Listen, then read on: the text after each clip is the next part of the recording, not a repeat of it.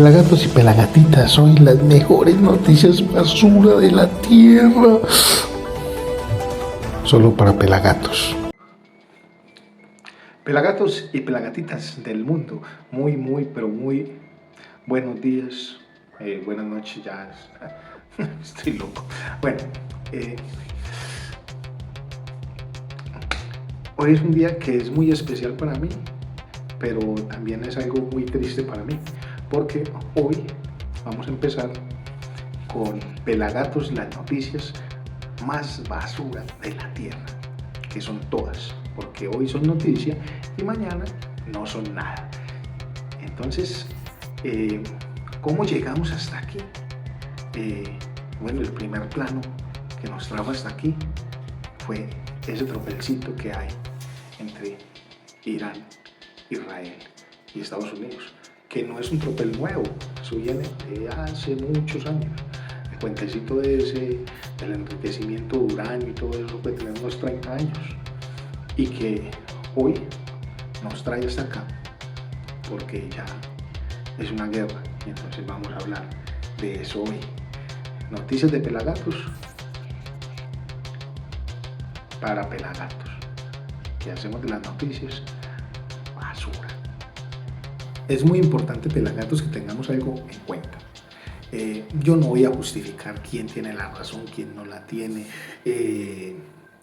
no me voy a meter con ningún bando, pero sí quiero explicar quién pierde, quién gana, cómo afecta esa guerra que queda por allá muy lejos a estos pelagatos que vivimos por acá y cómo nos afecta. Y yo creo que es bien interesante porque ahí es donde está la clave de todo lo que vamos a dialogar el día de hoy.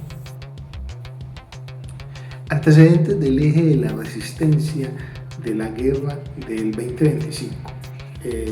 El papel de Irán apoyando a Hezbollah, a los hutíes, a las milicias de Irán, a Hamas, como un eje de resistencia contra Estados Unidos e Israel. Los ataques cruzados durante la guerra en Gaza, misiles desde el Líbano, drones desde Yemen, ataques desde las bases gringas a Irán y Siria, pues eso es un detonante mortal. Recordemos también la mini guerra, digamos así, porque apenas duró 12 días, de junio de 2025 entre Irán e Israel, donde Israel bombardea instalaciones nucleares y militares iraníes. Irán responde con cientos de misiles y drones contra las ciudades de Israel, que en esta respuesta también demuestra que el domo de hierro no era totalmente invencible como decían, y entonces ahí es donde empiezan a pegarle también y empieza a entrar el cuento. Estados Unidos entra y ataca los sitios nucleares como Natanz, Fordow y Sajasán tras 12 días de firma al alto al fuego. De la diplomacia al fracaso. Las negociaciones de 2025-2026. Después de esa guerra relámpago, se trató de volver a negociar todo el tema nuclear con Irán. Irán, Estados Unidos, claro está, en 2025 y 2026. Tengamos en cuenta una cosa. Bien, Irán tiene permiso de elaborar, de enriquecer el uranio. El uranio para fines normales, el uranio se puede procesar hasta el 5% y que serviría para energía, como tener un uranio, como decir, carbón para prender la fogata y mantener las turbinas que generan energía funcionando. Pongámoslo así, como de manera más entendible. Si el uranio se empieza a enriquecer más, se puede utilizar para temas de medicina, como para el cáncer, como para otro tipo de cosas. Entonces es normal que un país empiece a enriquecer uranio hasta el 5%, del 5 al 20%. Yo creo que son como unas condiciones normales. Irán tiene un uranio enriquecido al 60%, donde ya todas las alarmas están disparadas, donde dicen que si llega al 90 pues ya podría ser armas nucleares, y entonces le tienen mucho miedo a esa parte. Pues ellos dicen que el uranio que están utilizando y que el proceso que están realizando con el uranio tiene unos fines pacíficos. Pero este cuento viene desde hace unos 30 años atrás, ¿cierto? Pero siempre los han ido presionando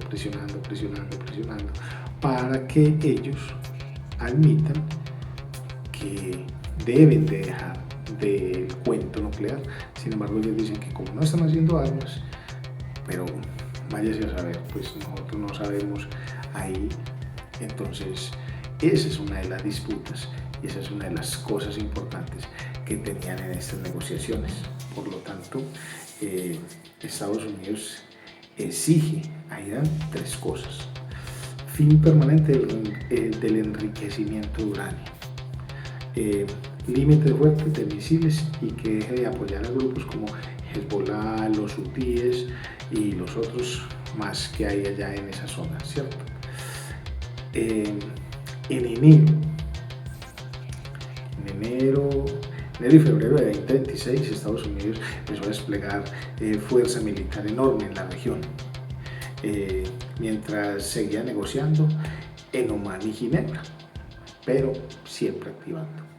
Pues con todo esto ya estaba claro qué iba a pasar, si habría otra guerra, si no la habría, porque las cosas no quedaron claras al final, quedaron así, como así, medio cogidas. Entonces ahí es donde dicen, ¡tan!, se viene otra guerra. Pero yo creo que esta otra guerra nadie la había medido qué alcances podía tener realmente. Yo creo que esta guerra posiblemente pensaron que se la podían ganar facilito, así como derrotaron, digamos, de cierta manera a Venezuela. Pensaron que se le iban a ganar facilito. Aquí el cuento es otro muy interesante. En enero de 2026, Estados Unidos desplegó una fuerza, esas brutales, una fuerza enorme en toda la región. Se llevó sus super portaaviones para allá, mientras estaban en negociaciones. Entonces es bien interesante, porque entonces si están en negociaciones en Omán y Ginebra y supuestamente estaban hablando del tema que tiene que ver con el enriquecimiento de uranio, entonces aquí cabe otro cuento bien interesante. ¿Qué pensarías tú si estuvieras negociando con alguien con el fierro en la cabeza? Porque es que un portaaviones nuclear es un arma para poder decirle, venga, o negociamos a las buenas o a las buenas. ¿Cómo quiere que firmemos? ¿Con tinta de lapicero o que firmemos a punta de misilazos? Al igual usted va a perder. Entonces, ahí tiene para las negociaciones. En enero de 2026, Estados Unidos desplegó una fuerza, esas brutales, una fuerza enorme en toda la región. Se llevó sus super portaaviones para allá, mientras estaban en negociaciones. Entonces es bien interesante, porque entonces si están en negociaciones en Omán y Ginebra y supuestamente estaban hablando del tema que tiene que ver con el enriquecimiento de uranio, entonces aquí cabe otro cuento bien interesante. ¿Qué pensarías tú si estuvieras negociando con alguien con el fierro en la cabeza? Porque es que un portaaviones nuclear es un arma para poder decirle, venga, o negociamos a las buenas o a las buenas. ¿Cómo quiere que firmemos? ¿Con tinta de lapicero o que firmemos a punta de misilazos? Al igual usted va a perder. Entonces ahí tiene por las negociaciones. El 28 de febrero de 2026, ¡plum!, parcero, estalla la guerra. ¿Cuál guerra? La guerra grande, mijo, la guerra, el tropel más berraco estalla en esa fecha. Era una crónica anunciada.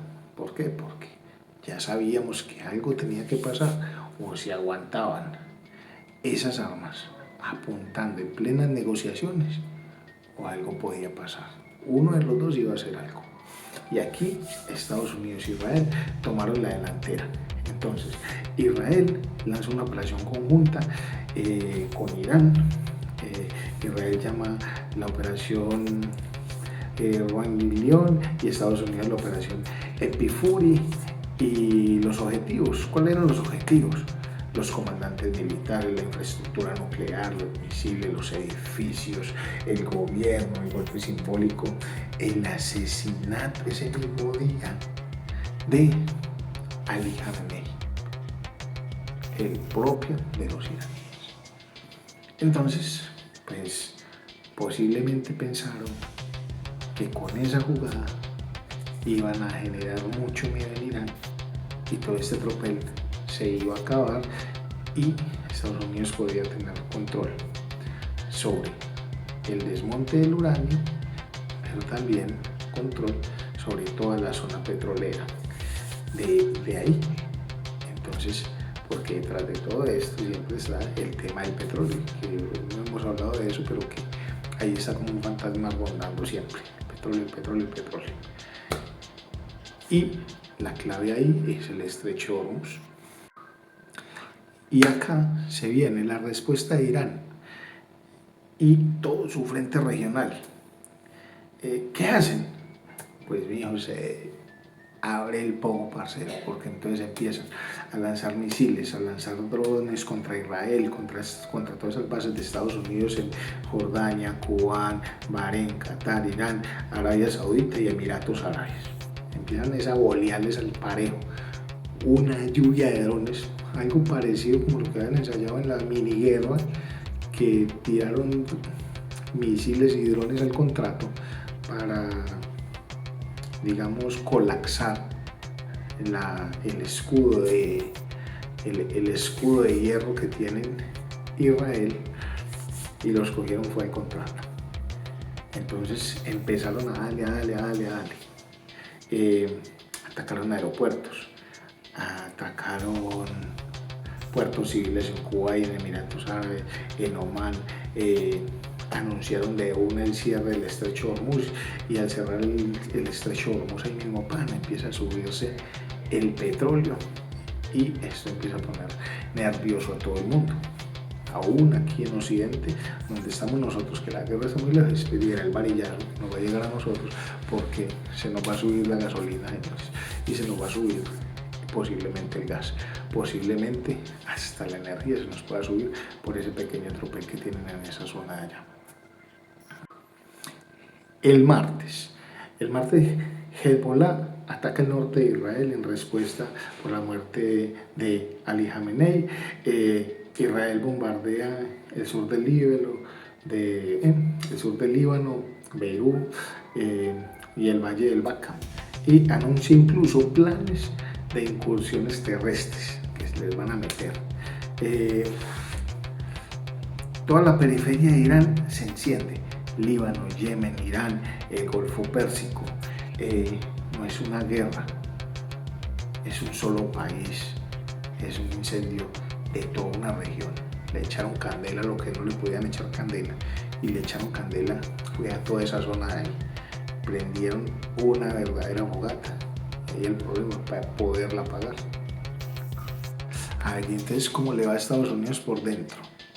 Pues por dentro el chuzo está también ardiendo, porque miren, aquí el cuento es bien, pero bien interesante. Trump justifica diciendo que fue para adelantarse a un ataque iraní, o sea que los iraníes ya tenían planeado atacar antes a Estados Unidos y el PAC se les adelantó, lo que quiere decir un ataque como una especie de guerra preventiva. Así lo dijo de cierta manera. No, esto es una guerra preventiva, para que de pronto ellos no vayan a atacar y que nosotros atacamos primero, ¿cierto? Hay crisis política en Estados Unidos. ¿Por qué? Porque supuestamente el señor Trump no tenía autorización del Congreso para prender ese mechón en esa zona allá, sin embargo lo hizo. Entonces el Congreso dice que el presidente posiblemente se fajó de la gas, se pasó de la franja de gas, mejor dicho, se pasó se le fue la mano, hizo lo que no tenía que hacer y aún así sin permiso del Parlamento, porque ustedes ya saben que Trump se brinca el Parlamento de todas las maneras y se los goza de cualquier forma. Al mismo tiempo, empezaron, claro, las protestas dentro de Estados Unidos contra la guerra, contra el costo humano, contra el costo económico, y especialmente hay que reconocer que las marchas se están haciendo por el costo humano que hay en Medio Oriente, y no solo por ellos, también por los otros. Miren cómo son las cosas. El país que supuestamente defiende más la democracia en todo el mundo es un país que tiene en su interior medio país marchando en contra de una guerra, y esa guerra que ellos no fueron a las urnas a votar por esa guerra. Mis pelagatos y pelagatitas, ¿qué consecuencias tiene todo este tropel? Digamos de manera rápida, pues, ¿cierto? Esas consecuencias globales que claro que van a tocar América Latina, ¿cierto? Y aquí es donde entra el tema económico. ¿Por qué? Porque al cerrar parcialmente el estrecho de Hormuz, que es una zona por donde pasa la mayoría de barcos cargueros de petróleo del mundo, pues al tenerlo cerrado, el petróleo se dispara de precio, y eso a nosotros nos toca vía gasolina, vía CPM, vía aceites para las motos, para los carros.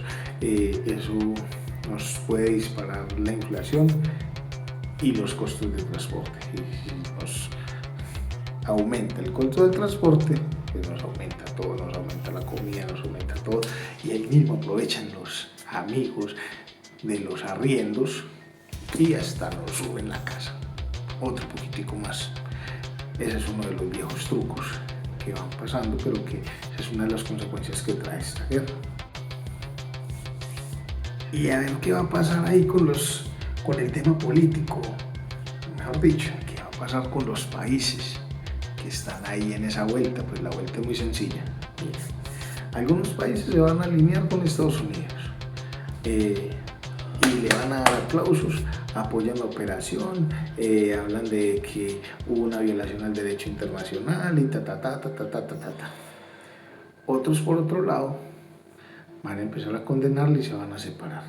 En América Latina, sobre el debate de independencia energética, se presencia sobre la presencia de Estados Unidos y si conviene atarse demasiado a un bloque o no. Hay países que quieren atarse a los bloques. Pues me imagino que algunos países que hablan también de que la guerra es una alternativa bien interesante, pues lo más seguro es que se van a amarrar, y otros que son un poco más de una línea pacifista, pues ustedes ya saben quiénes están desalineando de toda esta parte. Lo que sí, para cerrar, es mis pelagatos y mis pelagatitas, que al final la gasolina la vamos a pagar nosotros en la bomba de la esquina. Si llegamos a la bomba y cada que vamos a pagar el gasolinazo, acuérdense de los misilazos que están pegando por allá.